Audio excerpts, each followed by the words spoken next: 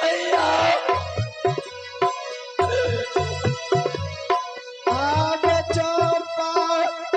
नगर में वही दिया भैया जी देखिया दुश्मन याद रहे विक्रम दुआर आशा बात हो गला दिया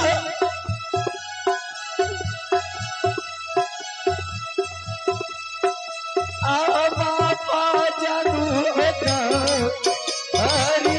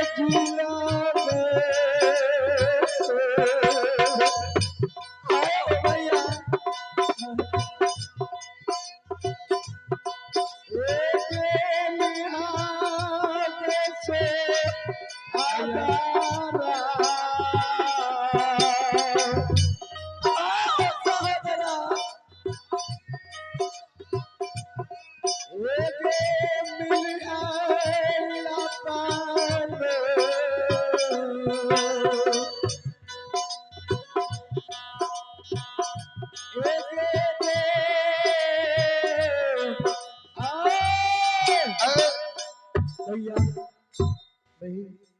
भैया क्या ना क्या बहिन सहोदरी के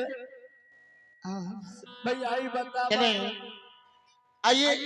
चले पुरस्कार की ओर। आप हैं रुपेश मंडल के सुपुत्र सोनू बाबू एवं मोनू बाबू के ओर से भगवान के दरबार में बड़ी उदार दिल से शानदार 101 रुपए की दान आए हैं। आइए आप हैं राजेश मंडल के सुपुत्र सोनू बाबू एवं मोनू बाबू की ओर से भगवान के दरबार में बड़ी उदार दिल से शानदार है 101 रुपए की दान आए हैं। जय हो रानी श्रद्धालु की जय हो,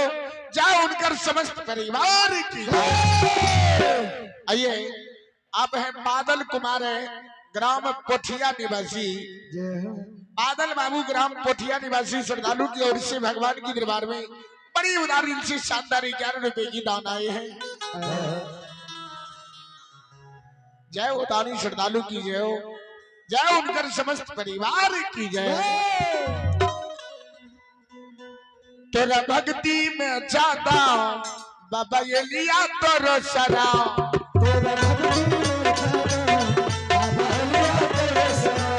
तेरा भक्ति में ज्यादा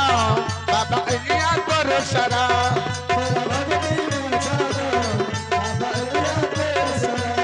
तेरा भक्ति में ज्यादा बाबा ये लिया तो सरा,